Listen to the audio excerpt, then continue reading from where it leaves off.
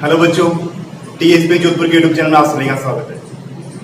आज अपन पढ़ने वाले हैं क्लास 9 का थर्ड चैप्टर का सेकंड पार्ट। फर्स्ट पार्ट अपन ने पढ़ लिया था परमाणु एवं अणु का। फर्स्ट पार्ट अपन ने पढ़ा था परमाणु के बारे में, मतलब परमाणु होता क्या है, परमाणु के बारे में अपने को क्या क्या जानना चाहिए, उसमें अलग अलग वैज्ञानिकों ने अलग अलग परिकल्पनाएं दी थी, उनके बारे में अपन ने पढ़ चुके हैं कि परमाणु क्या चीज होती है, ये अपन डिस्कस कर चुके हैं, है ना। और परमाणु को अपन आवर्त सारणी में व्यवस्थित करते हैं और आवर्त सारणी क्या होती है उसके बारे में भी अपन ने बेसिक नॉलेज लिया था।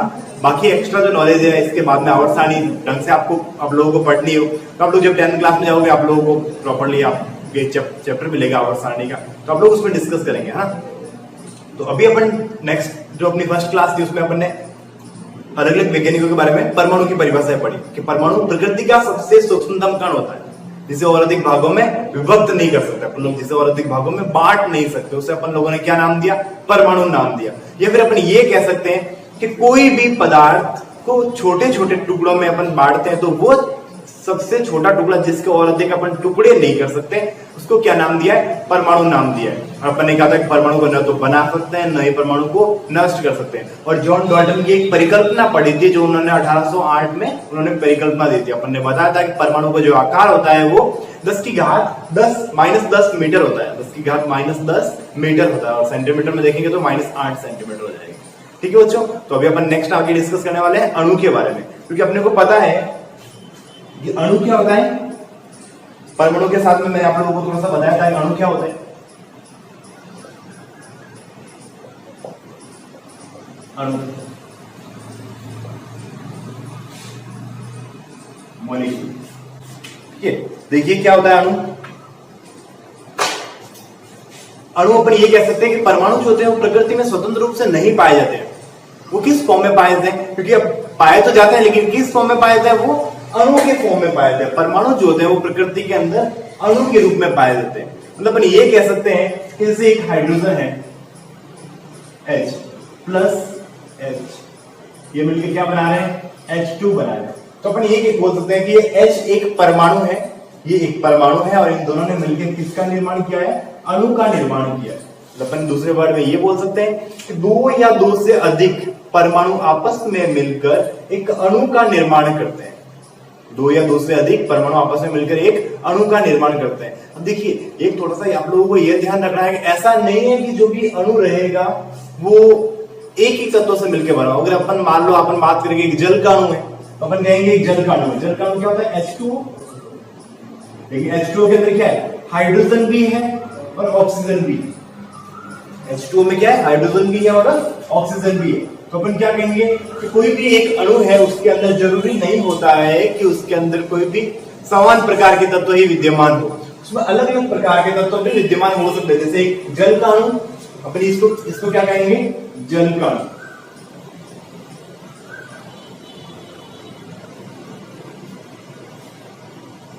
ठीक है, तो इसके अंदर क्या है, हाइड्रोजन भी प्रेजेंट है और ऑक्सीजन भी प्रेजेंट है। तो ये क्या हो गया अपने लिए, अपने पास में एक जल का एक अणु हो गया। अगर अपन बात करें कि ऑक्सीजन का अणु तो अपन क्या कहेंगे, O2, ऑक्सीजन का अणु। मतलब अपन क्या कह सकते हैं कि इसमें ऑक्सीजन के कितने परमाणु हैं, 2 परमाणु। ऑक्सीजन के कितने परमाणु, 2।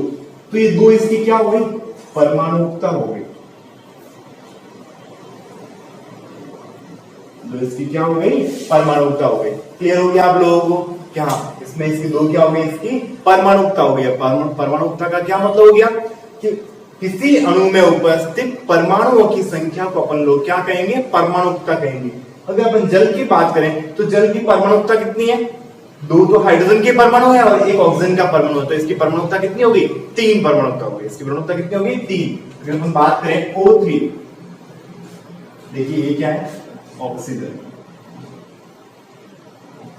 ठीक है। और ये क्या है, ओजोन। O3 क्या होता है, ओजोन, ठीक है। अब ओजोन में परमाणुकता कितनी है, 3, क्योंकि ओजोन में ऑक्सीजन के कितने परमाणु उपस्थित है, 3 परमाणु उपस्थित है। इसके अंदर O3 मतलब इसके अंदर 3 परमाणु है। ऑक्सीजन के कितने परमाणु है, 3 परमाणु है, ठीक है। इसलिए इसकी परमाणुकता क्या हो गई, अपने लिए 3 होगी। इसकी परमाणुकता क्या ली अपन ने, 3 ले ली। तो क्लियर हो गया आप लोगों को कि चाहे और अगर ये होता है ऐसे सिंपल ओ होता है तो अपन क्या करेंगे, इसकी परमाणुता कितनी है, 1 परमाणुता है, क्योंकि ये क्या है, ऑक्सीजन का एक परमाणु है, ये ऑक्सीजन का एक अणु है और ये एक ओजोन का अणु है। ठीक है, तो ऑक्सीजन के एक अणु के अंदर परमाणु की संख्या कितनी होती है? 2, और ऑक्सीजन के एक परमाणु के अंदर परमाणु की संख्या 1, और ओजोन के एक परमाणु के अणु के अंदर परमाणु की संख्या कितनी होती है? 3। तो ये क्लियर हो गया आप लोगों को। तो इन्हीं आधार पर अपन तत्वों को एक परमाणु, द्विपरमाणुविक, त्रिपरमाणुविक तत्वों के रूप में अपन क्या करते हैं? विभक्त करते हैं। कि जो अगर मान लो बहुत सारे, जैसे आप लोगों ने देखा होगा कि neon, argon, krypton, xenon, radon, इनको अपन लोग जनरली ऐसे ही लिखते हैं। इनको अपन लोग ऐसे नीचे 2, 3 ऐसे करके नहीं लिखते हैं, क्योंकि इनकी परमाणुता कितनी होती है? एक ही होती है। इनकी सबकी परमाणुता कितनी होती है? एक ही होती है। ये जो अक्रिय गैसें हैं, ये क्या है? अक्रिय गैसें हैं। मतलब अक्रिय गैसें मतलब किससे जनरली किससे ऐसे क्रिया नहीं करते। जैसे अगर अपने को पता है कि बहुत सारी चीजें ऐसी होती है जो ऐसे बाहर रखने पर क्रिया कर देती है। आप लोगों ने 8th क्लास में पढ़ा होगा कि सोडियम एक ऐसा धातु है जो हवा के साथ क्रिया कर लेता है और आग लग जाती है। हवा या पानी के साथ क्या करता है? वो क्रिया कर लेता है। मतलब अपन ये कह सकते हैं कि इतना ज्यादा क्रियाशील होता है, इतना ज्यादा क्रियाशील होता है कि उस धातु को अगर अपन बाहर रख देवे तो भी वो क्या करेगा? हवा या पानी के साथ में क्रिया करके आग लगने लग जाएगी। ठीक है, तो ये बात क्लियर होगी आप लोगों को। वो अधिक क्रियाशील, वो भी धातु था, लोहा भी एक धातु था, लेकिन लोहे के अंदर इतना फास्ट रिएक्शन नहीं होती, लेकिन लोहे के अंदर स्लो रिएक्शन होती है। लोहे के अंदर क्या होती है? बहुत धीमी रिएक्शन होती है। इसलिए तो काफी टाइम बाद अपन देखते हैं हवा और पानी के साथ में क्रिया करके लोहे में क्या लग जाता है? जंग लग जाता है। लेकिन ये जो चीजें हैं, ये क्या है? ये अक्रिय गैस है, मतलब किससे क्रिया नहीं कर रही है। जनरली ये किससे क्रिया नहीं करती है, और इनकी परमाणुता कितनी होती है? एक होती है। अपन इनकी बात करें तो अपन क्या कहेंगे? 2 N2 Cl2। ठीक है, अगर अपन मैग्नीशियम की बात करें तो अपन क्या लिखते हैं? Mg लिखते हैं। एल्यूमिनियम की बात करें क्या लिखते हैं? Al लिखते हैं। तो इनकी परमाणुता कितनी होती है? 1 होती है, और इनकी परमाणुता कितनी रहेगी? 2 रहेगी। मतलब ये क्या है? द्विपरमाणुविक तत्व है। ये जो है वो कैसे है? द्विपरमाणुविक। ऑक्सीजन है, हाइड्रोजन है, ये सब क्या है? द्विपरमाणुविक तत्व है। और ये क्या है? एक परमाणुविक तत्व है। ये कैसे है? एक परमाणुविक तत्व है। कि तत्व है लेकिन एक परमाणुविक है। ठीक है, तो क्लियर होगी आप लोगों को ये बातें कि अपन ये बोल सकते हैं कि हाँ, एक परमाणुविक कौन सा होता है और द्विपरमाणुविक कौन सा होता है। क्लियर हो गया आप लोगों को? चलो रब करता हूं मैं आप लोगों के सामने से इसको। आप लोग ध्यान रखें कि हाँ, ये जल का एक अणु है। ठीक है, ये जल का एक अणु है, ये ऑक्सीजन का एक अणु है, ये ओजोन का एक अणु है। ठीक है, लेकिन ये एक परमाणु है। अगर आप लोगों को बोला जाता है लिखो ऑक्सीजन, तो आप लोग क्या लिखोगे? O2 लिखोगे, न कि O लिखोगे। ठीक है, अगर आप लोगों को ऐसा बोला जाता है, क्योंकि अपने को पता है कि प्रकृति के अंदर स्वतंत्र रूप से क्या पाया जाता है? O2 प्रेजेंट होती है प्रकृति में स्वतंत्र रूप से। तो अपन क्या लिखेंगे? O2 लिखेंगे। अगर आप लोगों को बोला जाता है ऑक्सीजन का एक परमाणु लिखो, तो आप लोग क्या लिखोगे? O लिखो, ओनली O, क्योंकि ऑक्सीजन का आप लोगों से क्या मांग रहा है? परमाणु मांग रहा है। तो परमाणु क्या है? Only O। और आप लोगों को ओनली ऑक्सीजन के लिए बोला गया, आप लोग क्या लिखोगे? O2 लिखोगे। क्लियर होगी आप लोगों को ये बातें कि अणु क्या होता है? समझ आ गई बात है आप लोगों को? चलिए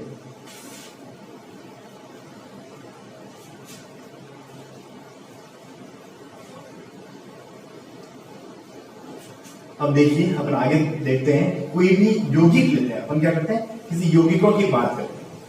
ठीक है, अपन यौगिक ले लेते हैं। एक यौगिक ले लिया मैंने H2O, एक यौगिक ले लेता हूं मैं CO2, एक यौगिक ले लेता हूं मैं CH4, एक ले लेता हूं मैं NH3। अब ये सारे क्या है? यौगिक है। ये सारे क्या है? यौगिक है। अब बात करते हैं अपन लोग क्या, इसके अंदर परमाणु की संख्या कितनी है? बताइए। 2 और 1 3। इसके अंदर कितनी है? 3। इसके अंदर कितनी है? 5। इसके अंदर कितना है? 4। तो ये इसकी क्या हो जाएगी? परमाणुकता हो जाएगी। ये इनकी क्या हो जाएगी? परमाणुकता हो जाएगी। कि हाँ, जल की परमाणुकता 3 है, कार्बन डाइऑक्साइड की परमाणुकता 3 है, मीथेन की परमाणुकता 5 है, और अमोनिया की परमाणुकता 4 है। तो ये इसकी क्या हो जाएगी? परमाणुकता हो जाएगी। मतलब अपन ये बोल सकते हैं कि हाइड्रोजन और ऑक्सीजन आपस में क्रिया करके एक जल के अणु का निर्माण करते हैं। अब अपन बात करें कि इनका द्रव्यमान का अनुपात कितना होता है। अगर आप लोगों को पूछा जाएगा इसका द्रव्यमान का अनुपात कितना होता है, आप लोग द्रव्यमान का अनुपात भी निकाल सकते हो। आप लोगों को पता है हाइड्रोजन का भार कितना होता है? 1, तो ये 2 हाइड्रोजन तो 2 अनुपात ऑक्सीजन का कितना होता है? 16। तो ये हो जाएगा। तो आप लोग ये बोल सकते हो सिंपल अनुपात में 1:8 में क्या करता है? ये रिएक्ट करते हैं। कार्बन का कितना होता है? 12, ऑक्सीजन का कितना? 16, 16 कितना हो गया? 32। ठीक है, इसका कितना होगा? 8 × 32, 4 के 12, 3:8 में रिएक्ट करते हैं। ये कितना है? 12:4। कितना हो गया 3:1, 3:1 में 1 करता है, ये कितना हो गया 14:3। अब इसको तो 14:3 में लिख सकते हो, इसका सिंपल अनुपात अपन क्या करेंगे, ठीक है। तो ये क्या हो गया अपने पास में, ये इनके क्या हो गए द्रव्यमानों के अनुपात हो गए, तो अपन क्या कह सकते हैं द्रव्यमान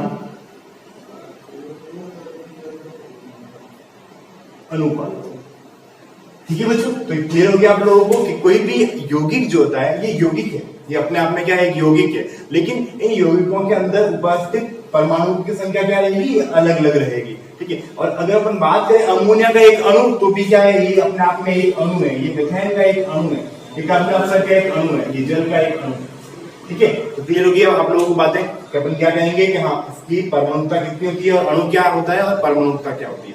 क्लियर हो गया आप लोगों को बातें। चलिए अब आगे बढ़ते हैं।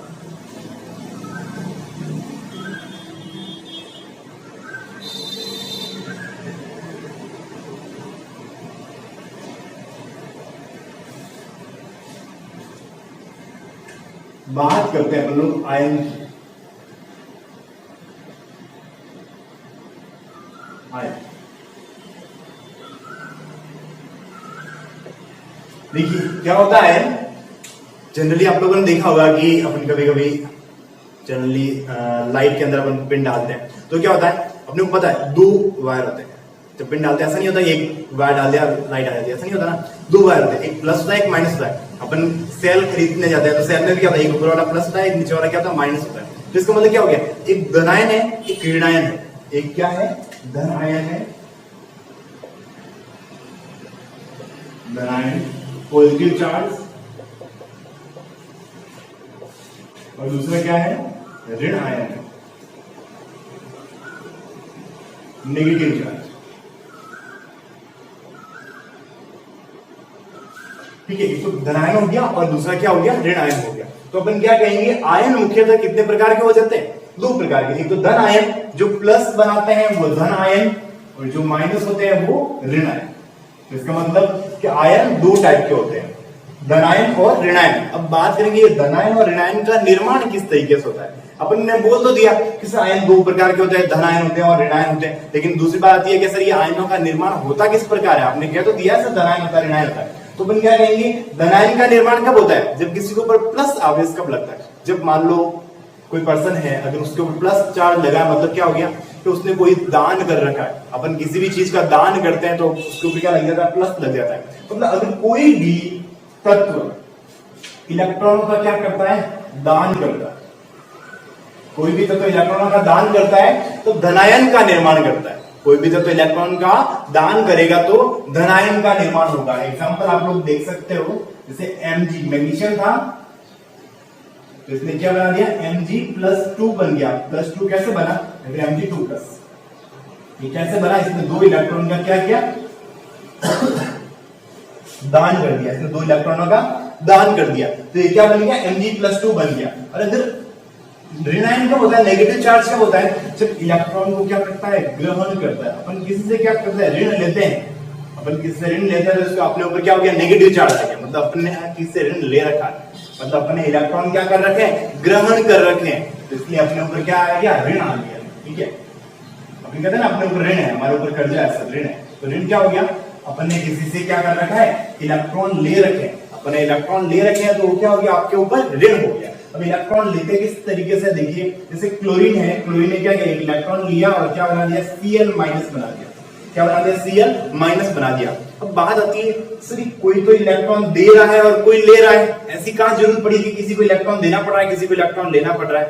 इनका अष्टक पूर्ण करने के लिए देखिए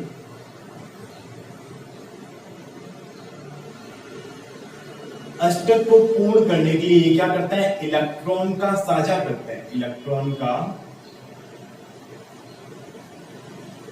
साझा करते हैं।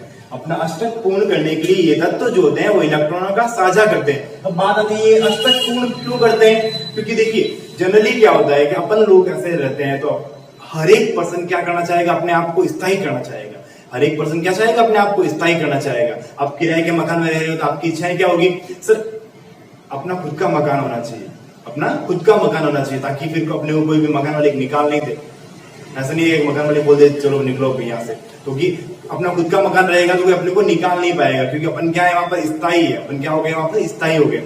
किराए के मकान में रहेंगे तो क्या हो गया अपन अस्थायी, ठीक है। तो हर एक पर्सन क्या चाहता है, अपने आप को स्थायी होना चाहता है। तो ये तत्व भी क्या करते हैं, अपने आप को स्थायी करने के लिए अपना क्या करते हैं, अष्टक को पूर्ण करते हैं। जैसे मैग्नीशियम ले लेते हैं, मैग्नीशियम की बात करते हैं तो मैग्नीशियम का इलेक्ट्रॉन विन्यास क्या होता है 2 8 2। अब यहाँ पर अष्टक पूर्ण करने के लिए क्या करेगा, या तो इलेक्ट्रॉनों का दान कर दे, या तो क्या करेगा 2 इलेक्ट्रॉन का दान कर देवे, और या फिर क्या करेगा यहाँ पर 6 इलेक्ट्रॉन को ग्रहण कर देवे। तो 6 इलेक्ट्रॉन का ग्रहण करना मुश्किल हो जाता है, तो इसलिए क्या करता है 2 इलेक्ट्रॉन को दान कर देता है। तो इसने क्या किया, ये 2 इलेक्ट्रॉन का दान कर दिया और क्या बना देता है Mg+2 या Mg2+, ये बना देता है। अगर बात करें अपन क्लोरीन की, कितना होता है 2 8 7, 2 8 7। तो इसका मतलब क्या हो गया, या तो क्या करे 7 इलेक्ट्रॉनों का त्याग करे या 1 इलेक्ट्रॉन को ग्रहण कर लेंगे। तो 1 इलेक्ट्रॉन को ग्रहण करना क्या रहेगा, इजी रहेगा। तो ये क्या करता है 1 इलेक्ट्रॉन को ग्रहण करके Cl- बना देता है, ठीक है। अब -1 आप लोग नहीं लिखोगे तो भी चलेगा, माइनस है इसका मतलब क्या है, वो एक ही है, ठीक है। जनरली आप लोग ऐसे मैथ्स में करते हैं, नहीं करते हो कि हाँ x + 2y = 0 लिख दिया या फिर 5 लिख दिया। तो इसका मतलब क्या हो गया कि ये x कितना, 1x है ना। अब एक से अधिक संख्या है तो आप लोगों को दर्शाना पड़ेगा कि हाँ 2 है 3 है 4 है, वो आप लोगों को यहाँ पर नंबर लिखना पड़ेगा। लेकिन आप लोगों को यहाँ पर ऐसे 1x लिखने की जरूरत नहीं है, क्योंकि अपने आप में वो क्या है एक ही है। तो इसलिए अपने यहाँ पे क्या कर दिया, माइनस पुट किया। माइनस का मतलब क्या है 1 -1, ठीक है। तो ये अपने आप में क्या करेंगे, धनायन और ऋणायन का क्या करते हैं, निर्माण करते हैं। ये जो आयन होते हैं वो क्या करते हैं, धनायन और ऋणायन का क्या करते हैं, निर्माण करते हैं। तो अपने को क्या हो गया, आयन कितने टाइप के हो गए, 2 टाइप के हो गए, कुछ धनायन होते हैं और कुछ ऋणायन होते हैं। अब वो आगे की बात है कि किसी के ऊपर +2 लगता है, किसी को +3 लगता है, किसी को +4 लगता है, किसी को +1 लगता है। अब वो आगे की बात है कि अपन किस किस के ऊपर क्या लगता है, ठीक है। लेकिन अपने को बेसिक क्या ध्यान रखना है, जो दान करेगा वो धनायन, जो ग्रहण करेगा वो ऋणायन। कोई भी तत्व इलेक्ट्रॉनों का दान कर रहा है इसका मतलब धनायन का निर्माण कर रहा है, और कोई तत्व इलेक्ट्रॉनों को ग्रहण कर रहा है मतलब ऋणायन का निर्माण कर रहा है। क्लियर होगी आप लोगों को बातें। चलिए आगे बढ़ते हैं।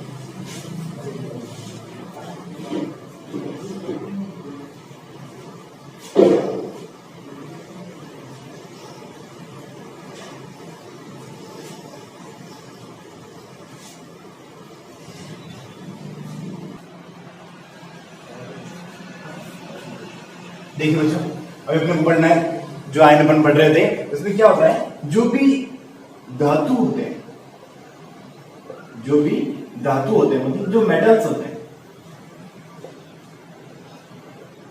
वो धनायन का निर्माण करते हैं।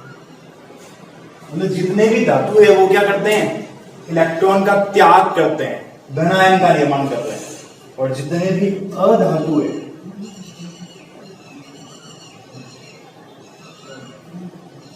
नॉन मेटल, वो क्या करते हैं, ऋणायन का निर्माण करते हैं।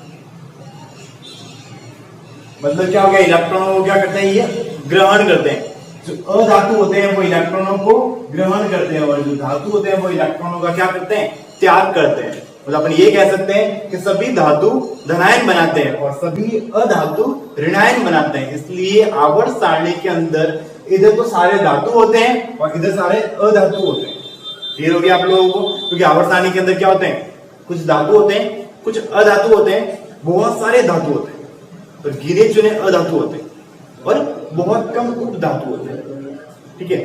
धातु और अधातु को डिफरेंशिएट करने के लिए एक ऐसी जिगजैग लाइन बनी होती है। तो जिगजैग लाइन, जो टेढ़ी मेढ़ी जो लाइन होती है, उस लाइन के जो ऊपर नीचे जो तत्व आते हैं उन्हें अपन लोग क्या बोलते हैं, उपधातु बोलते हैं। मतलब उपधातु का मतलब क्या हो गया, जो जरूरत पड़ने पे धातु या अधातु दोनों की तरफ बिहेव कर सकते हैं, इसलिए उसको अपन लोग क्या बोलते हैं, उपधातु बोलते हैं, मेटलॉइड्स बोलते हैं, ठीक है। और जो धातु होते हैं वो इस साइड होते हैं सारे मेटल्स, और अधातु होते हैं वो सारे इस साइड होते हैं। और अधातु में मैक्सिमम क्या होती है, गैसें होती है। तो मैक्सिमम क्या रहेगी, गैसें रहेगी। जैसे देखिए धातु देखिए, एल्यूमिनियम +3 होता है, मैग्नीशियम +2 होता है, सोडियम प्लस होता है,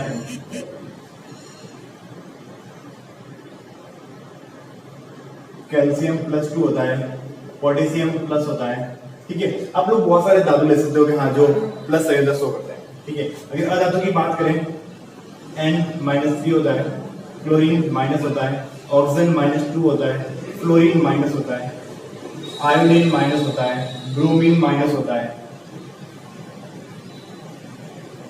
ठीक है, तो ये सारे क्या होते हैं? अधातु होते हैं। ठीक है, क्लियर हो गया आप लोगों को? तो मतलब इसकी जो संयोजकता होती है वो क्या होती है?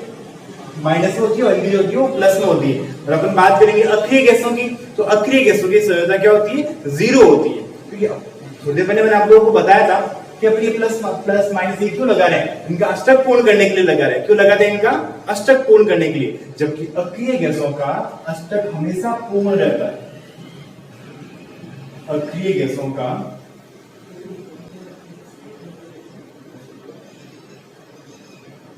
अष्टक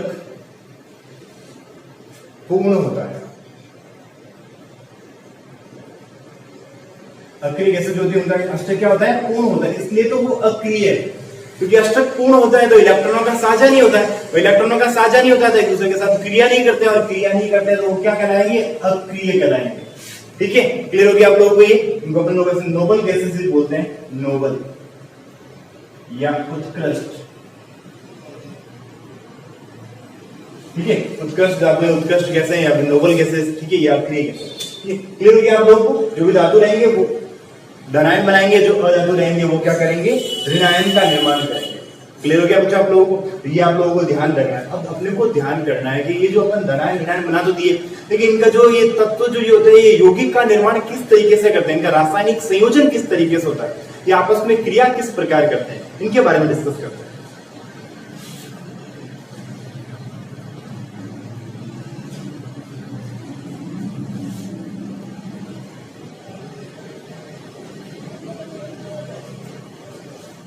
क्या लिख देते हैं अपन? यौगिकों का रासायनिक संयोजन। हेडिंग क्या हो जाएगा अपना?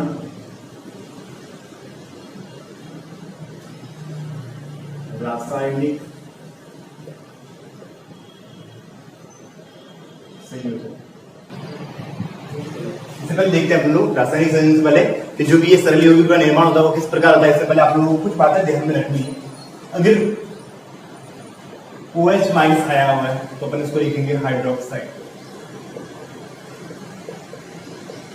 या हाइड्रोक्साइड आया हुआ है तो अपन क्या लिखेंगे उसकी जगह OH माइनस। क्या हो जाएगा? OH minus. अगर मान लो NO3 माइनस आया हुआ है तो लिखिए नाइट्रेट। फिर मान लो CO3 -2 आया हुआ है तो अपन लिखिए कार्बोनेट। अगर मान लो हाइड्रोजन कार्बोनेट आया हुआ तो अपन लिखेंगे HCO3 माइनस। तो देखिए CO3 -2 तो एक हाइड्रोजन लगा दे, एक माइनस का हो गया, कम हो गया, तो इसको क्या नाम देंगे? Hydrogen carbonate.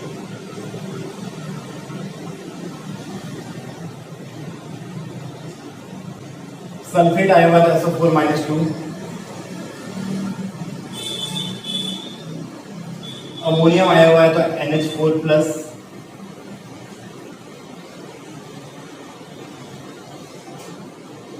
ठीक है। कुछ यौगिक है जो आप लोगों को याद रखने हैं, क्योंकि संयुक्त जो यौगिक होता है, जैसे मान लो कोई यौगिक दे दिया CaOH कैल्शियम हाइड्रोक्साइड, तो आप लोगों को पता होना चाहिए हाइड्रोक्साइड आया मतलब अपन कैसे लिख देंगे इसको? OH minus. इस तरीके से अपन लिख देंगे हाइड्रोक्साइड, तो अपन क्या लिख देंगे उसकी जगह पे? OH minus. एक तो कैल्शियम हो जाएगा, एक OH माइनस, और OH की संख्या क्या रहेगी? माइनस रहेगी। ठीक है, तो अब देखिए बस स्टार्ट करते हैं। फर्स्ट अपन लेते हैं HCl, hydrogen chloride, hydrochloric अम्ल। कहां प्रेजेंट होता है HCl अपनी बॉडी के अंदर? आमाशय के अंदर। अपना जो आमाशय होता है उसके अंदर क्या होता है? HCl होता है, हाइड्रोक्लोरिक अम्ल। एक लिखते हैं यहाँ पे H, एक लिखते हैं यहाँ पे Cl। ठीक है, H की संख्या कितनी होती है? +1, Cl कितनी होती है? -1। ठीक है, अब बात आती है संयोजकता। संयोजकता क्या होती है कि जो भी तत्व जो होते हैं वो उनको एक दूसरे के साथ साझा करने में जितने इलेक्ट्रॉनों की आवश्यकता होती है वो क्या कहलाएगी? उस तत्व की संयोजकता कहलाएगी।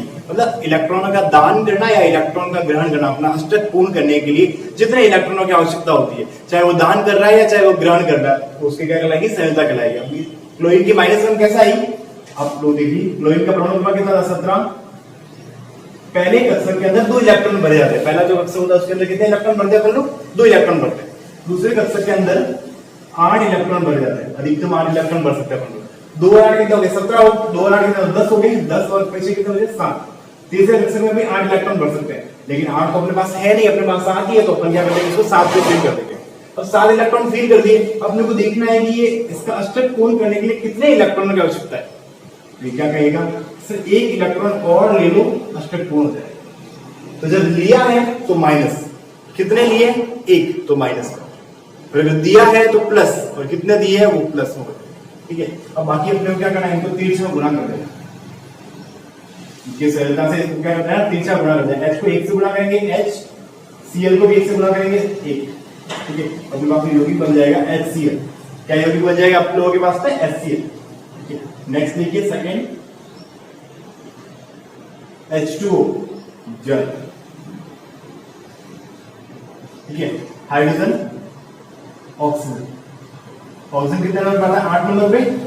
2 6 क्या लिख दिया अपन ने? 2 और 6। अब यहाँ पर क्या है? ये जो 6 लिया अपन ने, अब ये क्या करेगा? इलेक्ट्रॉनों को क्या करेगा? दान करेगा या ग्रहण करेगा? अब यहाँ पर या तो 6 का दान कर देगा या 2 को ग्रहण कर लेगा। तो ये क्या करेगा? इजी कौन सा है इसके लिए? 2 को ग्रहण करना। इसने क्या किया?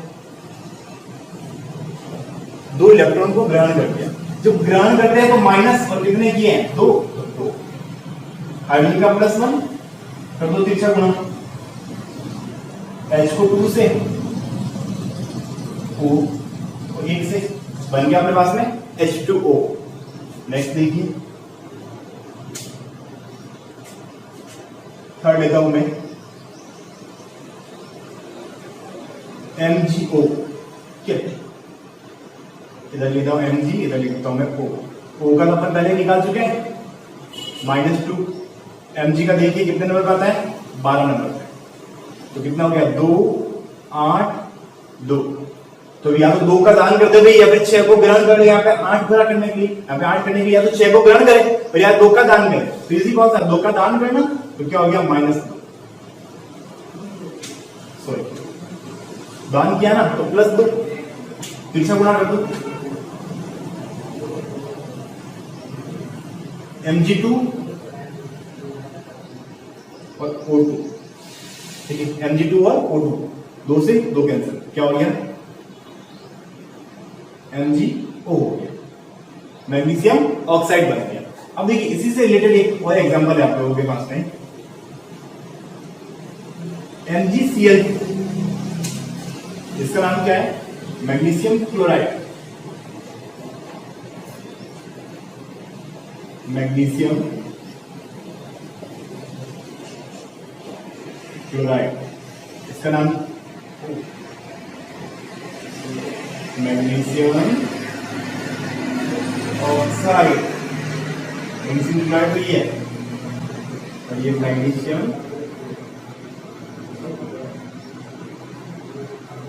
क्लोराइड। Cl है तो क्लोराइड, वो है तो ऑक्साइड। ठीक है, अब देखिए Mg लिख देते हैं, Mg। Cl लिख देते हैं। अपने को पता है Mg की संख्या कितनी थी? +2। मुझे निकालने की जरूरत नहीं है, मैंने यहाँ पे ऑलरेडी निकाल रखी। ठीक है, और Cl की संख्या कितनी होती है? कहां पे निकाली थी? Cl -1। Cl -1 कर दीजिए 3 से गुणा। Mg को 1 से, Cl को 2 से, बन गया अपने पास में MgCl2। तो क्लियर हो गया, मैग्नीशियम 2 भी बना है, मैग्नीशियम 1 भी बना है, तो क्योंकि सरलता के अनुसार MgO MgCl2। ठीक है, क्लियर हो गया आप लोगों को ये? देखिए कुछ एग्जांपल दे रहा हूं आप लोगों को करने हैं ना।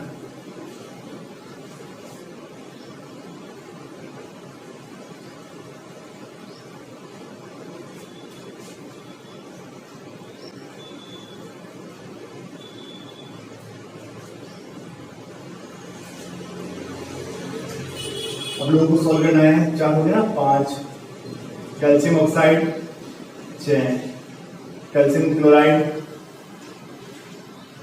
7 पोटेशियम क्लोराइड। ठीक है, कुछ एग्जांपल से आप लोगों को करना है। इसमें करवाता हूं कैल्शियम हाइड्रोक्साइड। कैल्शियम हाइड्रोक्साइड देखिए लिखते हैं, एक तरफ कैल्शियम लिख देते हैं, हाइड्रोक्साइड है OH- हाइड्रोक्साइड।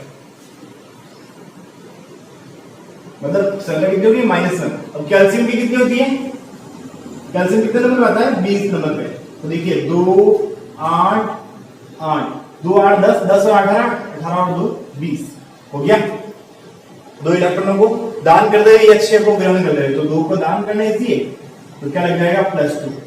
तो ये इससे गुणा कर देगा, ये इससे तीसरा गुणा हो जाएगा अपना, तो Ca 1 से गुणा करेगा तो Ca, OH 2 से गुणा करेगा तो OH। अब OH 2 नहीं लगाना है आप लोगों को, ऐसा नहीं आप लोग लिख दो CaOH2, CaOH दोनों के ऊपर 2 alters, CaOH alters, calcium hydroxide. क्या नाम है इसका,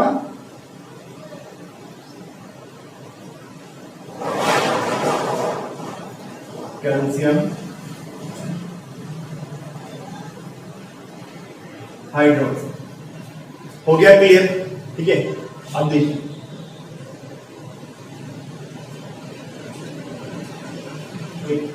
नवा कैल्शियम कार्बोनेट, ठीक है, कैल्शियम कार्बोनेट आप लोगों को करना है CO3 -2, CO3 -2 संयुक्ता क्या हो जाएगी, आप लोगों को लिखना है Ca, आप लोगों को लिखना है CO3 -2, संयुक्ता कितनी है -2, इसकी कितनी है +2, तीसरा गुणा कर देना, आप लोगों का आंसर आ जाएगा CaCO3 कैल्शियम कार्बोनेट, ठीक है। कुछ भी ले सकते हो आप लोग, इनमें से भी कुछ ले सकते हो, सल्फेट का ले सकते हो, ठीक है, अमोनियम का ले सकते हो, कोई भी एग्जांपल लेके आप लोग ट्राई कर सकते हो, ठीक है।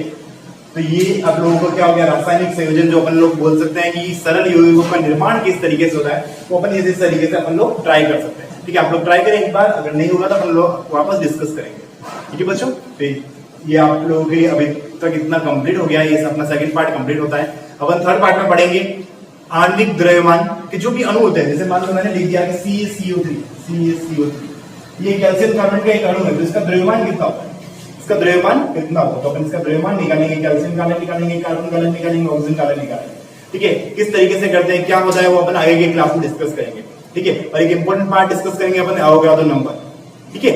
जो भी यौगिक होते हैं इनमें अणुओं की संख्या कितनी होती है, किस तरीके से होता है, उसको हम लोग आगे के क्लास में डिस्कस करेंगे, ओके।